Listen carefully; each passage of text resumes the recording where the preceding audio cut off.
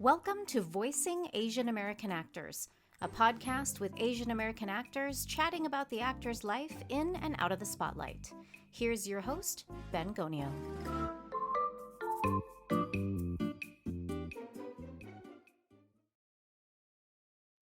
Hello, everybody. This is Ben Gonio, and welcome again to another episode of Voicing Asian American Actors. I'm so excited.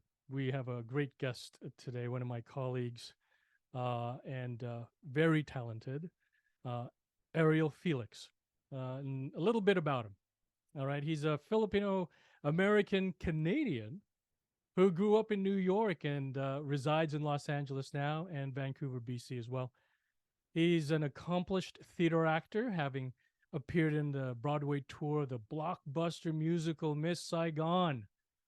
He starred in the American premiere of Philip Himberg's Paper Dolls in Washington, D.C., directed by Broadway vet and Drama Desk winner Mark Brokaw. In the reviews of the Paper Dolls, the Washington Post hailed Ariel's performance in the play with one word: excellent. Broadway World called him incredibly talented, and DC Metro Arts exclaimed Felix delivers a sublime performance. Ariel is the recipient of the Best Lead Actor trophy by the Desert Theater League for his performance as the engineer in a Palm Springs production of Miss Saigon. He's worked with acclaimed film directors Paul Thomas Anderson in the movie The Master. Loved that movie. Lisa Sholodenko in the movie Laurel Canyon. Nicholas Heitner, of course, of the Miss Saigon fame. And Peter Berg, Mile 22. Wow. And most recently with Jean-Francois Richet in Plane, starring Gerard Butler. He wrote and stars in The Others, an award-winning short film which was awarded Best Acting Ensemble, for which he earned a Best Actor nomination. It's currently streaming on Amazon Prime. His TV appearances include recurring and guest starring roles in Chicago Fire, Grey's Anatomy, and NCIS. Wow. Ariel recently wrapped on another short film project which he co-wrote and with director and film festival darling Myra Aquino, and they lead an all-Filipino cast, thrilling, and a crew in a dark comedy about estranged siblings, each dealing with their own issues. The team includes a 6-time Emmy nominee, a Sundance and South by Southwest alum, and a cast with extensive TV, film, and Broadway credits. Woo! With fellow actors Marie Matico and Paul Martinez, Ariel co-founded Vivace Conservatory for the Performing Arts, a nonprofit organization geared towards minorities and underprivileged kids, whose mission was to build self-confidence through the disciplines of the arts. The school existed for about 10 years, and wow, what an undertaking there. Ari is a dad to a 10-year-old Labradoodle, Max. So that's a bit about him. So now, ladies and gentlemen, welcome Ariel Felix. Hey, Ben.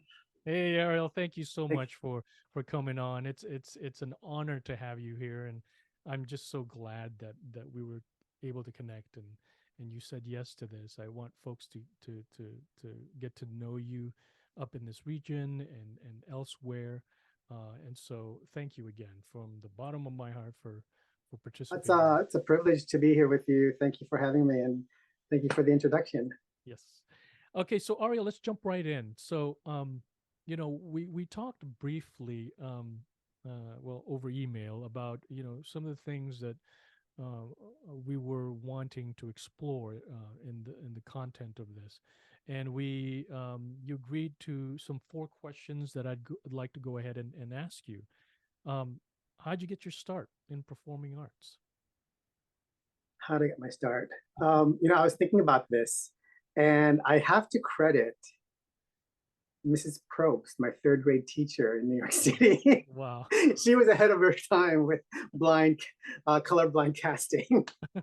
when she was casting the school plays, I have to Oh, say. right. But I think her, when I would say, no, I don't want to do it. No, you can do it. Uh, she was in, she was so into the arts, and Mhm. she would, direct these school plays. And that's Wow. basically how I got my start and kind of helped, uh, Yeah. helped me along and got the bug. And from there, it's just one of those things where started singing in church choirs. Hmm. Hmm. And so I did that growing up. Yeah. Um, did a little bit of performance in high school. Okay. Okay. Um, always thinking, I'm just not good enough because I went to school with some really talented people. Hmm. And Was it a performing arts high it school? wasn't a performing Okay. Okay. arts high school, but it was a school that was into the arts. Mhm. Um, and again, like really great singers and actors. And it wasn't until college, I entered college being a finance major. Um, Oh, but it was a theater arts class that I took that fulfilled one of the GE requirements. I And that see. I Okay. thought, you know what, I kind of um, want to get serious about this. And Yeah. my instructor at the time also kind of um, pushed me into Sure. sort of going in that direction and exploring um, agents, Right. and Right. getting an agent and then booking commercials and things Sure. like that. And I remember one of the very first things I booked was after a series of commercials was a soap opera. So Wow. it sort of Which started one? snowballing from there. It was Days of Our Lives. Oh, Was one of my, it was my Days of Our Lives was my absolute favorite. So I was a latchkey kid. So there were four of us, and we would after school, instead of doing our reading, because my parents were still working, they would work long hours. We would just turn on that TV at around 3:15, or it was always on. The days of Bo and don't get me started with Days of Our Lives. That's yeah, great. it's still on. I mean, they're still strong. Yep. So were you when you said when you were in elementary school, was that up in Vancouver, BC? It was in New York City. Oh, so that's where you grew up then.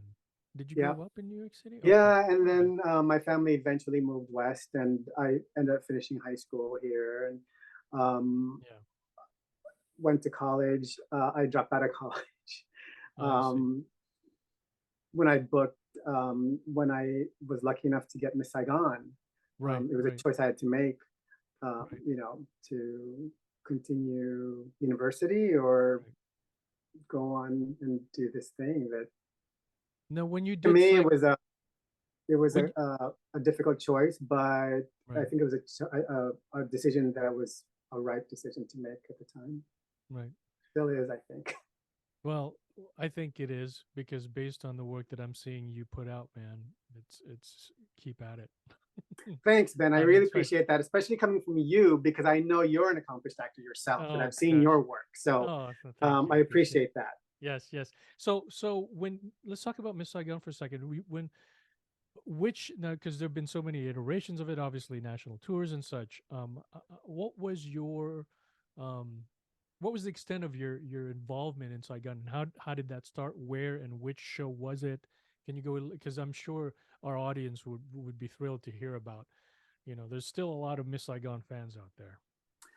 And I was just I have a good friend who's staying with me right now, and we Uh, just came from dinner and we were talking about Miss Saigon, and I said, believe it or not, I mean, Miss Saigon still carries a lot of weight on my resume. Like I, I've wow. I've done this, this, and this, but people like casting directors go, "Oh, you did Miss Saigon."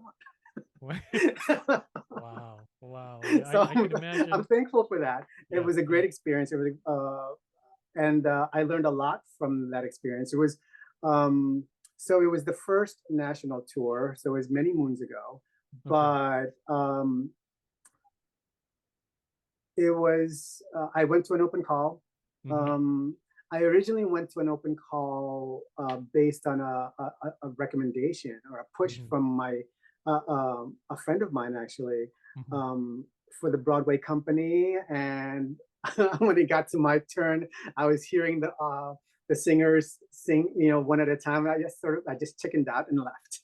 And Really? yeah, and then I think it was maybe a year later or 6 months later, they came back around and auditioned for the tour, and I Wow. went to that, and Wow.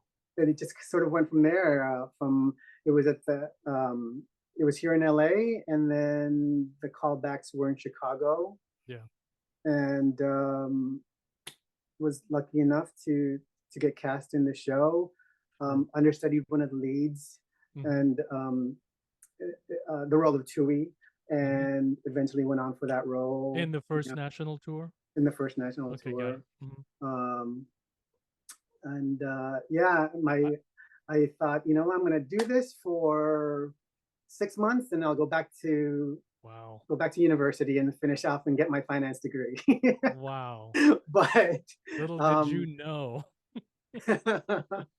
That's what but it afforded me to being in our company was sort of a resident company in Chicago for about a yeah, year and a half, I think it was.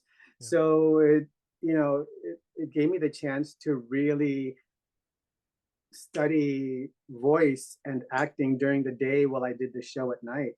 Mhm. Um, I was very lucky in that respect, and Sure. um, hooked up with an agency in Chicago, um, Sure. and it gave me a lot of really good experience. Met a lot of really great people Mhm. that I worked with, and behind the scenes, the creatives Mhm. were fantastic, and Mhm. um, yeah, that's how it started. That's we were talking about this before we got on.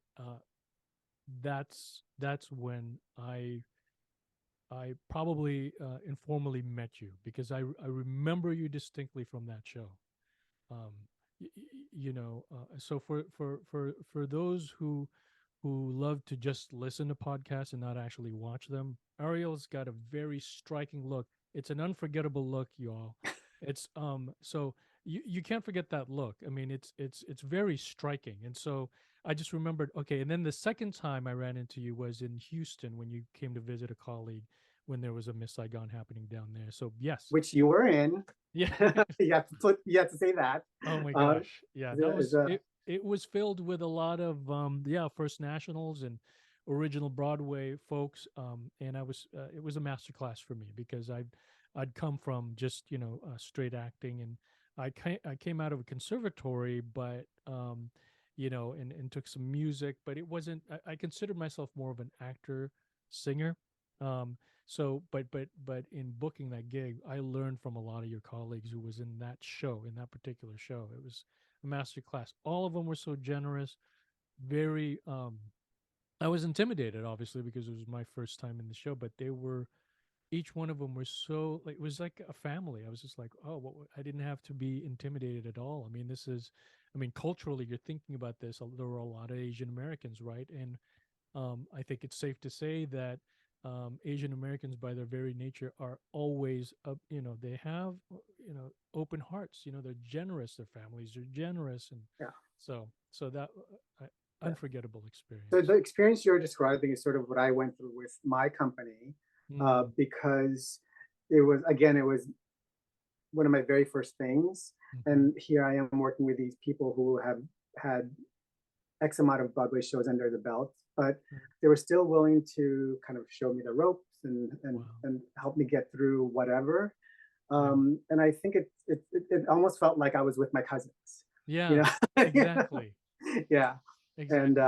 I remember that show very, very well, Ben, because I think it was the very first regional production of the show That's correct. that you Yeah. were a part of. Yes. So Yes. don't sell yourself short. The fact that you were cast in that show meant, you know, a lot Yeah. for Yeah. you personally. Yeah. It has since come back to Theater Under the Stars in Houston. It's a well beloved show. Um, so I know you kind of touched on this a little bit more, but I want to go back to it and let's see if we can go take a deeper dive on who was it and what was that moment, or who was that person that was the catalyst and inspiration for you to, um, or an influence to pursue this field? I mean, was there something that was maybe said, um, that made an impression, that was resonated for you, that kind of, because in this business, there's a lot of rejection, and you have to stand on something, right? There's and it works on your mind and in your heart and in your soul. My experience has been that, like, I live in my head a lot, and so I can be my own worst enemy. And so, have there been angels along the way for you, especially in that kind of critical period of where, what you just didn't, you weren't even sure. So we don't even have to go back to elementary school. Was there someone that kind of just solidified, okay, this is my path, this is my truth, this is it? Yeah, a lot of it is, like you said, like reinforcements. And I can't pinpoint one particular person, but I can say that early influences for sure have been teachers. Yeah, They're so important they are. in the development of a child's mind, and Sure. it's basically someone believing in you. And again, it could be um, my third grade teacher, like Hmm. saying, you can do this, and then Right, proving to myself that I can do it, and right. then getting positive reinforcement. But also, I remember going in high school when Mrs. Patter, my speech coach, because I was on the debate team, Uh-huh. um, and someone like that who's just like, you should pursue this, Wow. um, and put me in a program where I could cultivate and hone certain talents, acting Mm, being one of them. mm, Um, and then again, like going from high school to college, and my instructor at the acting 101 mm. uh, in the theater department, saying Right, you should explore this, and by the way, if you want to talk about agents, we can talk about that, right. and so it was those things. And then progressively, when you book something and you work with an actor who's been, say, a series regular on that show, and then like um, giving you that positive reinforcement, hey, it's really great working with you, and that scene Right, that you just did, is money. right, So, right. and as an actor, yeah, we because like you said, there's so many no's, and you hit a wall. Um, it takes something like that to sort of push you to go. I'm going to climb over that wall. You're And right. then until you hit another wall, and you got to climb over that wall. So it's I don't think it's just one single person, but a Sure. number of people. But also like watching a lot of my favorite actors do what they do, Right, right. and it doesn't necessarily have to be like De Niro, who is one of my all-time favorites. Sure. Obviously a lot of people's favorites, but also like watching people like friends of mine who do what they do and are so talented, and I'm like, it kind of makes you strive to be better, Hmm. and also reaffirm to yourself that I'm in the right profession that I'm supposed to be in. Yes, yes. Amen. Amen to that. You said something, all of this kind of resonates for me, what you're saying, because, part of the reason why I'm in pursuit of putting a voice to, like, your path as an artist, is that there are many paths, there are many walls, there are many, we often think that, to get to to pursue your dream, to get there, you have to go to A, then B, but sometimes have to go around B, and then it's a crooked path. And there are many paths. That's why I'm really excited to be interviewing you, and there are other guests in the wings that have since kind of taken a hiatus and then slowly coming back, coming out of the woodwork. And what keeps them um, inspired during lean times, or times where they're not doing it. And so I want to put a voice on that, and then hopefully expand to some of the kind of talents that we often see out there. But um, I'm interested in those voices. That's why, um, it's really inspiring to hear the many paths. And so, thanks for sharing that. Yeah, for sure. Thanks for doing this. Yeah. So you were telling me I want you to tell the audience now what you're working on right now. Are you working on a current film right now that tell us a little bit about that. I think it's important to, when you're not as busy as you would like to be or not as creatively fulfilled as you would like to be, to still be creative, Mhm. and sort of tell stories that you would like to tell. Yeah. And this is there's a project that I'm working on right now, and it's a short film, and Mhm. it's our goals are obviously to hit the top tiered festivals Yes. um, along the way. But it's exciting for me. Um, it's an all Filipino American project. Yes. Um, yeah, and I reached out to when I wrote the script. Um, I reached out to a director named Myra Aquino, who is actually, I think she lived in Seattle for a short time. I think she went to school in Seattle. Really? Yeah, Yes. so The name sounds familiar. she has ties there. Yeah. But she is an awesome filmmaker, and her current film right now is just kind of winding down this festival season. But it's won everything. Um, Wow. Best screenplay, best film. But and I reached out to her through social media because I was like, I want to work with this filmmaker, Wow. um, and it kind of snowballed from there. And I was just lucky enough that she said yes. And uh, you hadn't met her before. I'd never met her. Um, Wow. That's awesome. her film is called Beauty Queen. If you get a chance, and if it's streaming somewhere, if I find a link, I can share it with you, Ben. Yes, I'll send please. it to And you. then what I'll do is I'll post it on the YouTube podcast channel. Please But share it's a that with great us. piece of film. But from there, like um, we got some great people involved in this. Like Wow. our DP is Mike Maliwanag, whose films are just shown at South by and at Sundance. Our editor is Ben Bolatao, who is a six-time Emmy nominee, and Wow. so just these great people who want to uh, create a great piece of art, Right. uh, and along the way, like have fun doing it. Yes. I've been having a blast. Wow. We had a couple of editing sessions at Ben's house last week, and we were just it's a dark comedy, Yeah. and it's based on four siblings, um, and the actors are Emmy Collegato, who you might know from Malcolm in the Middle, among other Okay. things.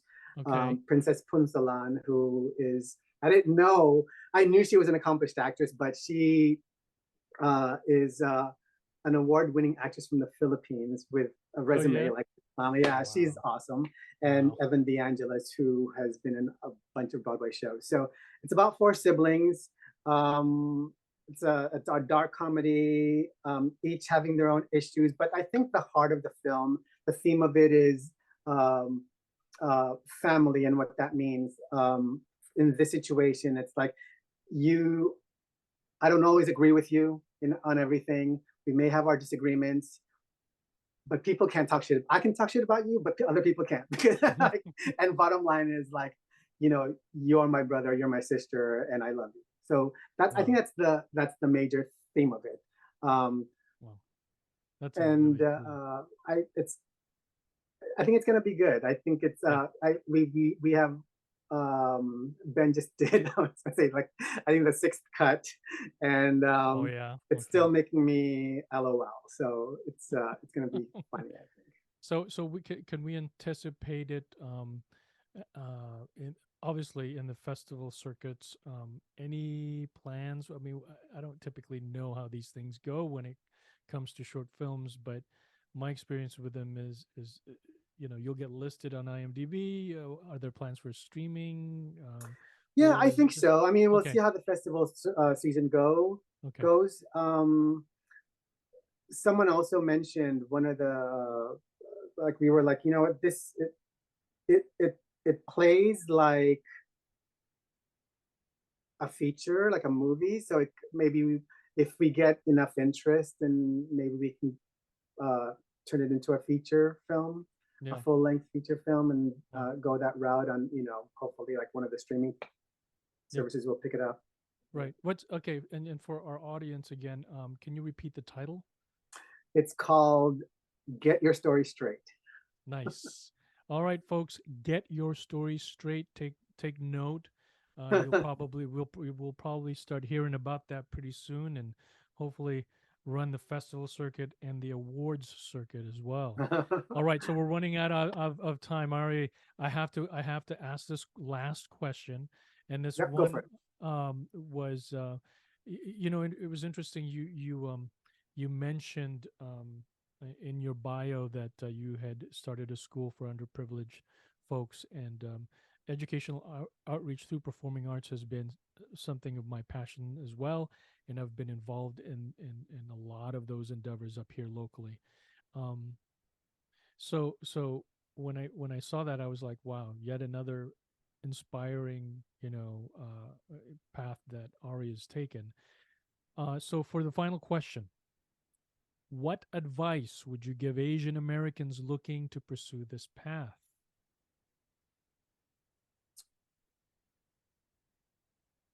You have to really want it, because it's not an easy path. Mhm, Um, as we mentioned earlier, there's a lot of um, roadblocks along the way. mhm, And if it's for you, if you truly feel that it's something that you want and need to do, um, then I would say I think arts education is very important. Get into class, because getting into class will not only give you the tools that you're going to require, but also it'll create sort of a network, right, because I don't think you can do this alone. I think right, uh, it requires a lot of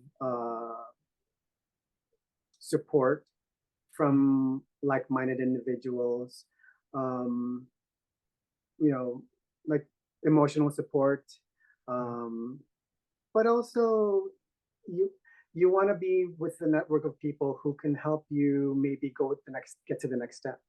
Um, when you're in class, you're with people who might be able to be a scene partner, who might be able to help you out with a self-tape audition that you need to get done, who might be able to help you out by introducing you to an agent that they're already signed with. Those right. things are important. It's happened for me.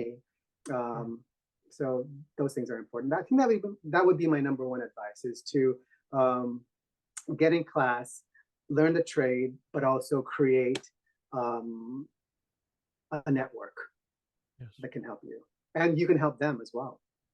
I'm so glad you said class because I don't I have a growth minded set, and lifelong learning is really one of my core values. And in the age of influencers, and it's so easy, and we're overly saturated with a lot of media out there that pulls young Asian Americans to a path of really wide immediate exposure, that's tied to something else that really doesn't have anything to do with the art, the craft of it, and class. And so I think that's such a pure advice to give um, uh, folks like that, is just to really learn it first. The business Yeah, part will and it come. could be as I'm sorry, go ahead. Yeah, no, the business part of it will come, but learn it. Learn what you can. It could be an intro to acting. It could be an on-camera class, Hmm. because when you get on set, I mean, I know it was a learning experience for me on my very first uh, television role, I mean, it just moves so fast. And you always have to rely on technique, Yeah. I think. Yeah. Um, Yeah. Without it, I mean, frankly, my very first role, I'm surprised I wasn't fired because getting on set was a little overwhelming. Yeah. And like the lines escape you, and yeah, and these guys are moving so fast because I mean, it's expensive to do Yeah. TV. And Yeah. but if you have a good foundation with good technique, you can always rely on that. Yeah. Yeah. Amen to that. Well, look, listen, we just, this is just a little tease for the audience. Thank you for your time. We're actually running out of time here, so we have to end this now before we get cut off. But it's been an honor, Ari. And I am leaning into your continued success. Thank you for sharing your wisdom, your advice, and your path. And we look forward to leaning into your continued success out there in Los Angeles. And feel free, we're Filipinos, so my house is open anytime. We're cousins. Yes, my wife cooks a mean adobo, and her mom, oh my Yes, gosh, she is the best cook in the world. I love her. I've gained so you're a much lucky weight. man. And thank you, man. I appreciate it. Good luck with everything, and thanks again for joining us. Thank you, Okay. Ben. Thank you for having me on, and good luck with everything as well. And I wish you and your family um, lots of happiness. Thank you so much. Take Yeah. care. Okay, bye-bye. Bye. Thank you to our guest, and we hope you enjoyed this podcast episode. Be sure to tune in next time on Voicing Asian American Actors.